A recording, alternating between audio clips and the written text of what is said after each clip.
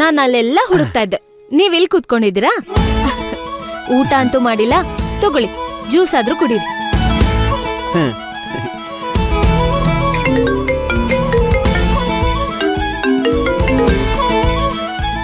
Hello, ಹೇಳಿ uncle. Bhairavi, ಚೆನ್ನಾಗಿದ್ಯಮ್ಮ? ನಿಂಗೊಂದು ವಿಷಯ ಹೇಳ್ಬೇಕಾಗಿತ್ತು. ರಾಕೇಶು ಅಥರ್ವನ್ನ ಇಲ್ಲಿಂದ ಕರ್ಕೊಂಡು ಹೋಗ್ಬೇಕಾದ್ರೆ ವಿರಾಟ್ಗೆ ರಾಕೇಶ್ ಕಾರ್ ನಂಬರ್ ಯಾರೋ ಹೇಳ್ಬಿಟ್ಟಿದ್ದಾರೆ.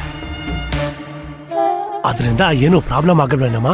ನೀವ್ ಇವ್ರ ಬಗ್ಗೆ ಏನು ಯೋಚನೆ ಮಾಡ್ಬೇಡಿ ಅಂಕಲ್. ನಾನು ಆಲ್ರೆಡಿ ಇದ್ರ ಬಗ್ಗೆ ಎಲ್ಲ ಯೋಚನೆ ಮಾಡಿನೇ ಇದಕ್ ಬೇಕಾಗಿರೋ ವ್ಯವಸ್ಥೆಗಳನ್ನ ಮಾಡ್ಕೊಂಡಿದ್ದೀನಿ. ಹೌದಮ್ಮ? ಹಾಗಾದ್ರೆ ಏನು ತೊಂದರೆ ಇಲ್ಲ ತಾನೆ? ಇಲ್ಲ ಅಂಕಲ್, ನೀವ್ ಅದ್ರ ಬಗ್ಗೆ ಏನು ಯೋಚನೆ ಮಾಡ್ಬೇಡಿ.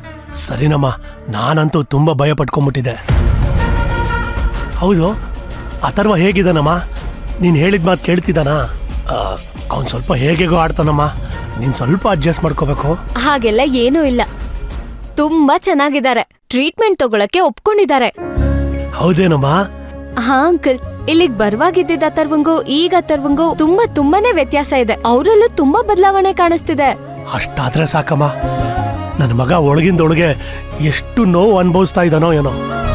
ಹಾ ಅಂಕಲ್, ಇಲ್ಲಿ ಭವಾನಿ ಇರೋ ವಿಷಯ ಗೊತ್ತಾಗಿ ತುಂಬಾ ಚೇತರಿಸ್ಕೊತಾ ಇದ್ದಾರೆ. ಡಾಕ್ಟರ್ ಕೂಡ ಇಲ್ಲೇ ಇದ್ದು ಟ್ರೀಟ್ಮೆಂಟ್ ಕೊಡಕ್ ಒಪ್ಕೊಂಡಿದ್ದಾರೆ.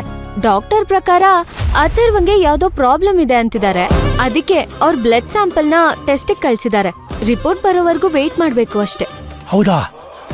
ಏನು ಸಮಸ್ಯೆ ಇಲ್ಲ ಅಲ್ವಮ್ಮ? ಇಲ್ಲ ಅಂಕಲ್, ಹಾಗೇನೂ ಇಲ್ಲ. ದೇವ್ರು ತಾನಾಗೆ ಬರಕ್ಕಾಗಲ್ಲ ಅಂತ ಬೇರೆ ಬೇರೆ ರೂಪದಲ್ಲಿ ಬಂದು ಸಹಾಯ ಮಾಡ್ತಾನಂತೆ.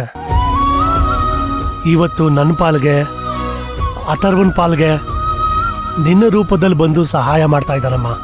ಅಯ್ಯೋ ಅಂಕಲ್, ನೀವ್ ಹಾಗೆಲ್ಲ ಹೇಳ್ಬಾರ್ದು. ಅಕ್ಕ ಮತ್ತೆ ಅಥರ್ವ ಇಬ್ರು ಸೇರ್ಬೇಕು ಅನ್ನೋದಕ್ಕೆ ನಾವ್ ಇದನ್ ಮಾಡ್ತಿರೋದಲ್ವಾ.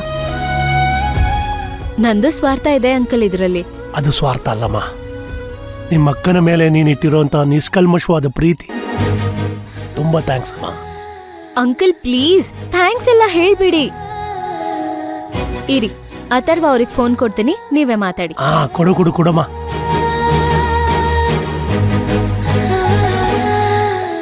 ತಗೊಳ್ಳಿ, ನಿಮ್ ತಂದೆ ಮಾತಾಡ್ಬೇಕಂತೆ. ಹಲೋ ಅಪ್ಪ. ಅಥರ್ವ, ಹೇಗಿದ್ಯೋ ಮಗ್ನೆ? ಅಪ್ಪ, ನಾನ್ ಚೆನ್ನಾಗಿದ್ದೀನಿ. ನೀವ್ ಹೇಗಿದ್ದೀರಾ? ನಾನ್ ಚೆನ್ನಾಗಿದ್ದೀನಿ. ನಿನ್ನ ಬಾಯಿಂದ ಇಂಥ ಮಾತು ಕೇಳಿ ಎಷ್ಟು ದಿನ ಆಗೋಯ್ತು. ನೀನಿಲ್ಲ ಅಂತ ಇಲ್ಲೆಲ್ಲ ಕಂಗಾಲಾಗ್ಬಿಟ್ಟಿದ್ದಾರೆ. ನಿಮ್ಮಮ್ಮ ಅಂತೂ ಇಲ್ಲಿ ತುಂಬಾ ಟೆನ್ಷನ್ ಮಾಡ್ಕೊಂಡ್ಬಿಟ್ಟಿದ್ದಾಳೆ. ಅಪ್ಪ, ನಾನ್ ಬರ್ತೀನಿ, ಆದಷ್ಟು ಬೇಗ ಬರ್ತೀನಿ. ಅಪ್ಪ, ಏನ್ ಗೊತ್ತಾ, ನಾನ್ ಭವಾನಿನ ನೋಡ್ದೆ. ಭವಾನಿ ಸತ್ತಿಲ್ಲ, ಭವಾನಿ ಬದುಕಿದ್ದಾಳೆ. ಅಪ್ಪ, ನನ್ ಪಾಪನೂ ಇದೆ. ಅಪ್ಪ, ನೀನ್ ನನ್ನ ಹೊರಗಡೆ ಕಳ್ಸಿ ಒಳ್ಳೆ ಕೆಲಸ ಮಾಡ್ದೆ. ಇಲ್ಲಾಂದ್ರೆ ಇದೆಲ್ಲ ನನ್ಗೆ ಗೊತ್ತೇ ಆಗ್ತಿರ್ಲಿಲ್ಲ, ಗೊತ್ತಾ? ಥ್ಯಾಂಕ್ಸ್ ಅಪ್ಪ. ಥ್ಯಾಂಕ್ಸ್ ಎಲ್ಲ ಯಾಕೋ ಅಥರ್ವ, ನೀನ್ ಆದಷ್ಟು ಬೇಗ ಹುಷಾರಾಗ್ ಬಾ, ಅಷ್ಟೇ ಸಾಕು. ನೀನು ಹುಷಾರಾಗಿ ಬಂದ್ಮೇಲೆ ನಿನ್ನ ಭವಾನಿ ಮದ್ವೆ ಅದ್ದೂರಿಯಾಗಿ ಮಾಡ್ತೀನಿ. ಅದಕ್ಕೆ ಅಲ್ವಾ ಇಷ್ಟೆಲ್ಲ ಕಷ್ಟಪಡ್ತಿರೋದು. ಹೌದಪ್ಪ, ನಾನು ಟ್ರೀಟ್ಮೆಂಟ್ ತಗೋತೀನಿ. ನಾನ್ ಬೇಗ ಹುಷಾರಾಗ್ತೀನಿ. ಆಯ್ತು, ಭೈರವಿ ಹೇಳೋದನ್ನ ಕೇಳಬೇಕು. ನಾವು ಮಾಡಬೇಕಾಗಿರೋ ಕೆಲಸನ ಭೈರವಿ ಮಾಡ್ತಾ ಇದ್ದಾಳೆ. ಡಾಕ್ಟ್ರು ಮಾತು ಮೀರ್ಬೇಡ. ಟೈಮಿಗೆ ಸರಿಯಾಗಿ ಊಟ ತಿಂಡಿ ಮಾಡು. ಮಾತ್ರೆ ಎಲ್ಲ ಸರಿಯಾಗಿ ತಗೊಳ್ಳೋ ಅಥರ್ವಾ. ಇನ್ನಾದ್ರೂ ನಿನ್ ಮೇಲೆ ನಿನ್ ಗಮನ ಕೊಡಬೇಕು. ನೀವೇನು ಟೆನ್ಷನ್ ತಗೋಬೇಡಿ ಅಪ್ಪ. ಅಪ್ಪ, ನಾನ್ ಭವಾನಿ ನೋಡ್ದ್ನಲ್ವಾ, ನನಗೀಗ ಸರಿ ಹೋದೆ ಅನ್ನೋ ಫೀಲ್ ಆಗ್ತಿದೆ. ನನಗೆ ಭವಾನಿ ಸಿಕ್ಕರೆ ಸಾಕು, ಇನ್ನೇನು ಬೇಡ. ನೀನ್ ಇಷ್ಟೆಲ್ಲ ಕಷ್ಟಪಡ್ತಿದ್ಯಾ, ನಿನ್ನೆಲ್ಲ ಕಷ್ಟಗಳಿಗೂ ಮುಕ್ತಿ ಸಿಗ್ಬೇಕು. ಹೌದಪ್ಪ, ಅದೆಲ್ಲ ಕೊನೆ ಆಗೋ ಸಮಯ ಬಂದಿದೆ. ನಾನು ಆದಷ್ಟು ಬೇಗ ಭವಾನಿನ ಕರ್ಕೊಂಡು ಬರ್ತೀನಿ, ಆಯ್ತಾ? ಪರಪಂಚ ನೀನೇ, ನನ್ನ ಪರಪಂಚ ನೀನೇ, ಪರಪಂಚ ನೀನೇ, ನನ್ನ ಪರಪಂಚ ನೀನೇ, ನೀನೇ ಎಲ್ಲ ಬೇರೇನಿಲ್ಲ. ಪರಪಂಚ ನೀನೇ, ನನ್ನ ಪರಪಂಚ ನೀನೇ,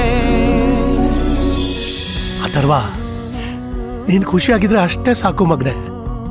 ಸರಿ, ಈಗ ನಾನು ಫೋನ್ ಇಡ್ತೀನಿ, ನಾಳೆ ಮತ್ತೆ ಮಾಡ್ತೀನಿ. ಹಾ ಸರಿ ಅಪ್ಪ, ಬಾಯ್.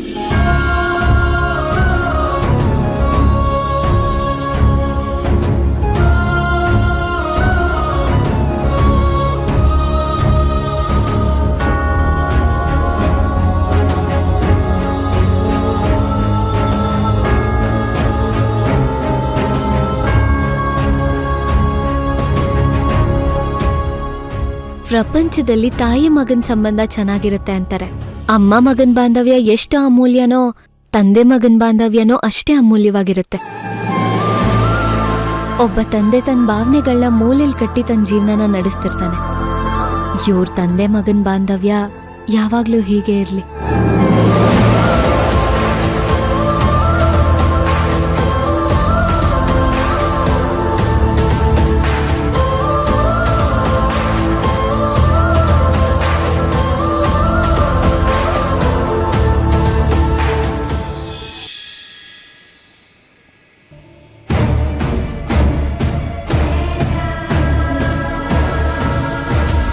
ಲೋ, ಯಾಕೋ ಲೇಟು?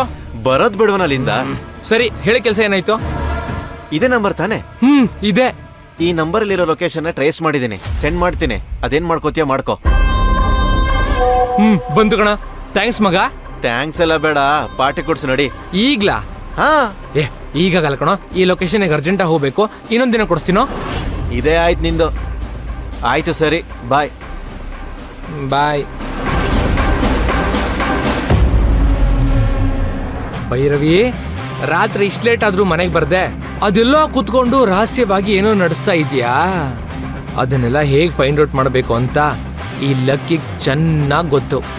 ನೀನ್ ಹೂಡೋ ಬಾಣಕ್ ಪ್ರತಿಯಾಗಿ ಇನ್ನೊಂದು ಬಾಣ ಹೂಡಿ ನಿನ್ ರಹಸ್ಯ ಎಲ್ಲ ಭೇದಿಸಿ ನಿನ್ನ ಬಣ್ಣನ ಹೇಗ್ ಬಯಲ್ ಮಾಡ್ತೀನಿ ನೋಡ್ತಾ ಇರು.